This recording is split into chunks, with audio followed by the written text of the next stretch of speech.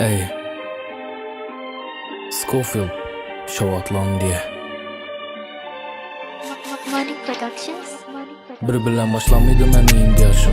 Şöyle gelince ne güllerini gördü başım. Görmedim yıllar oldu hiçbir sınıftaşım. Yığılacakman gözlerimde kamağan yaşım. Mende ucumiye hem de ecden harıgan. Yaş basamam lekin meni ruhum karıgan. Düşünüyordan beri ümidim bana darıgan. Hemmemiz adamıza kırağam sarıgan. Sevdim bir senelik meni sırası yemedi. Sevüç bende dursun nezerine bilmedi. Mehir gerek sevgenimden mehir tapacakmam.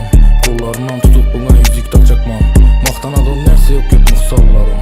Yadımda seni karab yolda durğallarım. Emirden farkım kamada da buldum.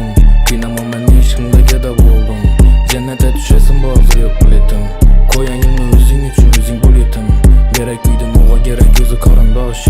Adına karındaş o aslında karnı aç. Az mı köpü menem gördüm yaxşı yamanlı. Hakikatını bilip köp işkemme yalğanlı. İşi düşse kolu köksünde geledile. İşi bitse seni barıp gepeterdile. Hava kurum ey yaman. Sile ferişte sile.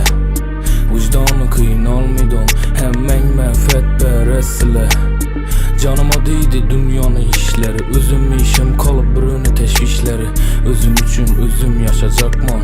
Az kaldı ibadetini başlayacak. Bilen başlamaydı meni indi yaşım. Şöyle gelince ne güllerini gördü başım. Görmedim yıllar oldu hiçbir sınıftaşım. Yığılacakman gözlerimde kamağan yaşım. Mende ucumiye hem ecden harıgan. Yaş basamam lekin meni ruhum karıgan. Düşün yerden beri ümidim bana darıgan. Hemmemiz adamıza kırağam sarıgan. Bir bilen başlamaydı meni indi yaşım. Şöyle gelince ne güllerini gördü başım. Görmedim yıllar oldu hiçbir sınıftaşım. Yığılacakman gözlerimde kamağan yaşım. Mende ucumiye hem ecden harıgan. Yaş basamam lekin meni ruhum karıgan.